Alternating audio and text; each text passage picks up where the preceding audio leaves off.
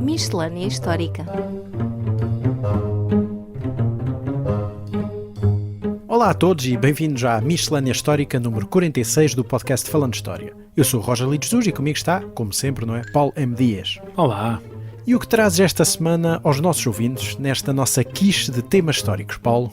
Bom, esta miscelânea sai originalmente a 24 de Abril e precisamente 2 dias depois assinalam-se os 37 anos do pior acidente nuclear da história. Refiro-me, claro, ao desastre nuclear de Chernobyl, ocorrido nas imediações da vila com este mesmo nome, na Ucrânia, então parte da União Soviética, a 26 de Abril de 1986. E como é que se dá então este desastre nuclear? Quais são os contornos, as causas? Por grande ironia do destino, a equipa que geria a central estava então a realizar uma série de testes de segurança, como é rotina em centrais nucleares. E nessa ocasião os mecanismos de segurança do reator 4 tinham sido desligados para impedir que aquele se desligasse automaticamente, o que invalidaria o teste. Mas não foi tido em conta que aquele modelo de reator tornava-se instável quando funcionava com pouca energia. E aqui entra o erro humano, quando foi acidentalmente enviada demasiada energia para o reator que, como disse, tinha os sistemas de segurança desativados. O resultado foi uma explosão gigantesca que arrancou o teto do reator e da própria central, criando um buraco que imediatamente permitiu a libertação de vários elementos altamente radioativos para a atmosfera. E esta libertação de radioatividade sem qualquer controle durou aproximadamente 12 dias, até porque a explosão deu origem a um incêndio no próprio reator. O resultado de tudo isto, claro, foi a contaminação de uma área gigantesca mesmo, de aproximadamente 140 mil km², afetando sobretudo a Ucrânia, mas também a vizinha Bielorrússia e a Rússia, mas alcançando também outros países europeus, já que os elementos radioativos foram depois transportados pelo vento. E o que foi feito naquele momento para tentar conter a proporção, a dimensão deste desastre? As autoridades soviéticas começaram muito rapidamente a tentar apagar o incêndio, embora não se tenha percebido de imediato a gravidade do sucedido. O incêndio acabou por ser extinto com recurso à areia e a boro, e mais tarde foi mesmo necessário criar uma plataforma debaixo do reator para impedir que aquela colapsasse e contaminasse os lençóis freáticos, o que, evidentemente, espalharia ainda mais a radiação. Entre junho e novembro de 1986 foi construído o chamado sarcófago, uma estrutura de contenção que cobria este reator número 4, mas os níveis de radioatividade são tais ainda hoje que mesmo esta estrutura teve que ser substituída por uma nova estrutura de contenção que foi,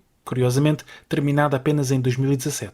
Bom, e imagino que, enquanto se tentava impedir esta libertação da radioatividade, se tenha pelo menos começado a evacuar a população das redondezas, tendo em conta o perigo que isso representava. Sim, as autoridades começaram prontamente a evacuar todas as pessoas num raio de 30 km em torno da central, o que resultou na deslocação de aproximadamente 135 mil pessoas, desde logo os 10 mil habitantes de Chernobyl e os 45 mil habitantes de Pripyat, onde, aliás, residia boa parte destes trabalhadores da central e as respectivas famílias. Em 1989, chega-se à conclusão de que esta zona de exclusão em torno da central não é suficiente e por isso foi alargada, o que levou à retirada de mais umas 250 mil pessoas das suas casas. Atualmente, apesar da zona de exclusão em torno de Chernobyl ainda ser muito perigosa, como seria de esperar, muitas famílias regressaram às suas casas e até lá vão alguns turistas. E, diga-se de passagem que, caso alguém queira oferecer-me férias, eu dispenso uma viagem a Chernobyl.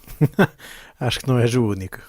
E no meio disto tudo ainda estamos no período da Guerra Fria. E qual foi então a reação política a este desastre? Inicialmente a URSS tentou abafar o que estava a passar. Enviou uma delegação à Agência Atómica Internacional para informar sobre o sucedido, mas tentou sempre ocultar a verdadeira gravidade do desastre, porque isso acabaria por minar a sua imagem internacional. Por outro lado, o governo soviético começou também a tentar atribuir culpas e em 1987 o diretor e o engenheiro-chefe da central, que tinham sobrevivido não só à explosão mas também à contaminação, foram condenados respectivamente a penas de 10 e 5 anos de trabalhos forçados, portanto uma pena bastante pesada. Hoje sabemos que sim, que houve erro humano, mas o problema principal era mesmo o modelo do reator, que era particularmente instável e por isso mesmo muito perigoso. O resultado final de tudo isto foram mortes, muitas mortes, com a explosão inicial e o incêndio a vitimar 31 pessoas, entre funcionários da central, bombeiros e outras pessoas que ali ocorreram nesse momento. Estima-se que 12 mil homens, com idades compreendidas entre os 20 e os 40 anos, terão morrido como consequência de terem integrado estas equipas de limpeza do local,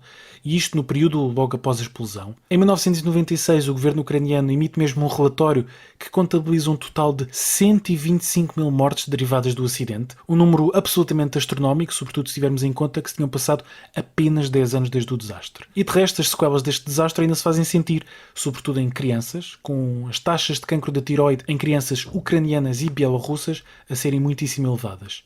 E por isso, apesar do desastre na central nuclear de Fukushima, no Japão, em 2011, Chernobyl mantém-se como o pior desastre nuclear da história. E esperemos realmente que pelo menos se mantenha assim durante ainda muito tempo, apesar de, claro, da dimensão da tragédia.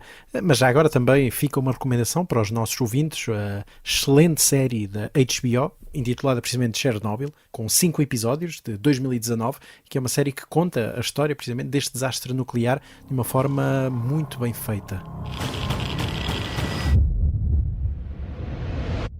There was nothing sane about Chernobyl.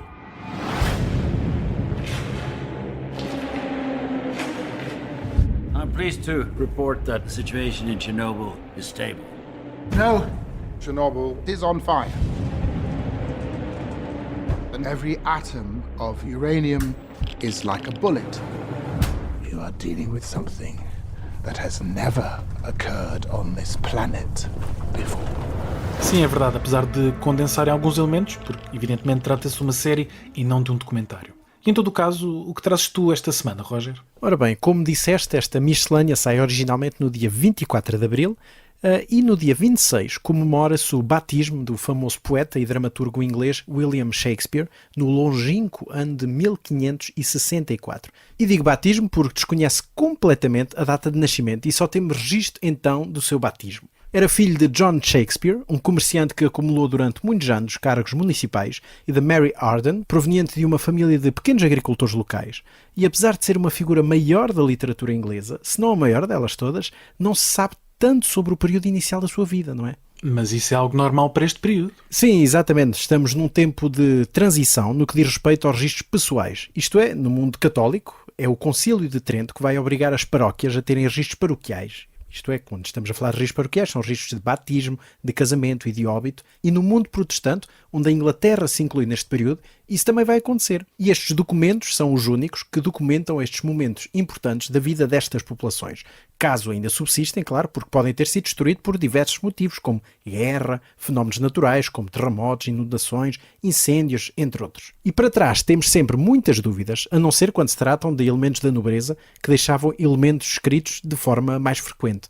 Mas mesmo assim subsistem muitas dúvidas. Por exemplo, não sabemos ao certo o ano do nascimento de Vasco da Gama, ou de Fernando Magalhães, para citar duas figuras conhecidas, ou sequer de Luís de Camões, às vezes apelidado, e talvez exageradamente, o Shakespeare português, apesar de ser bem mais velho do que o poeta inglês e de ter uma obra um pouco diferente daquele, e diga-se também que não se sabe ao certo a data da morte de Camões.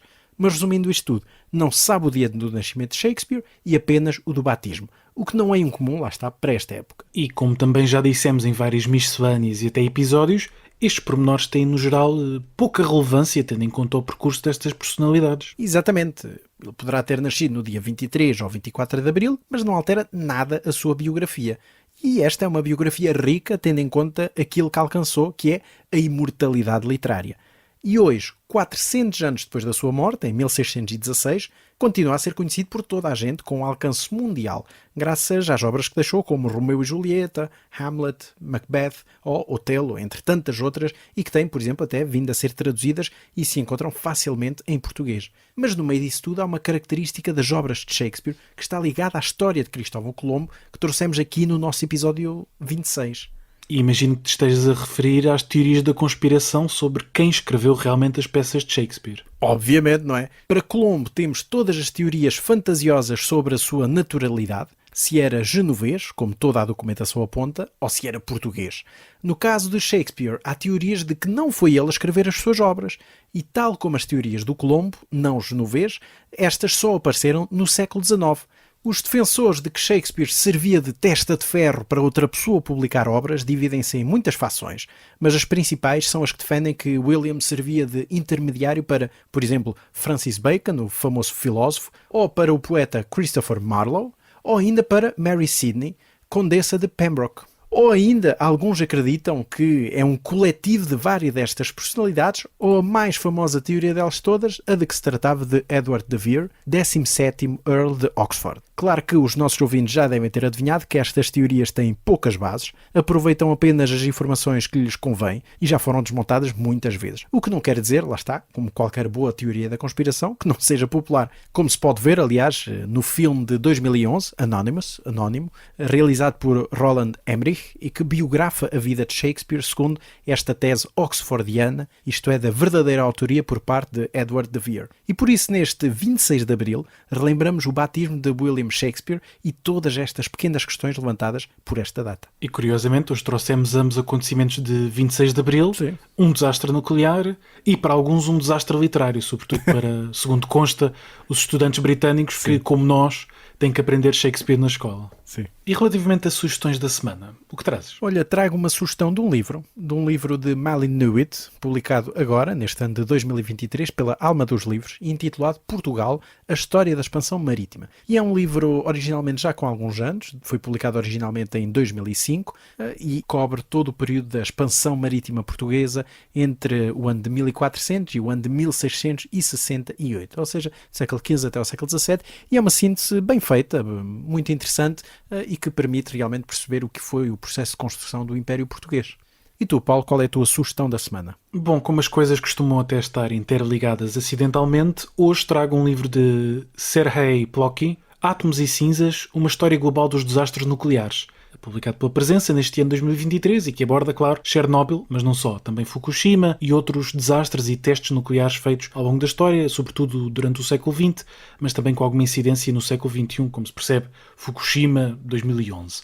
E é de facto um livro interessante e também bastante aterrador, diga-se, porque nos faz lembrar sempre de que a energia nuclear é extremamente útil, é extremamente limpa, mas também pode ser extraordinariamente perigosa. E pronto, é tudo esta semana, nesta nossa miscelânea histórica número 46 do podcast Falando História. Já sabem, agradecemos sempre aos nossos patronos que contribuem para a manutenção deste podcast e se quiserem juntar é só ir a patreon.com/falandohistoriapodcast. Regressamos para a semana, sem esquecer, claro, esta edição do Áudio teve o apoio de Marco António. Até à próxima. Até à próxima.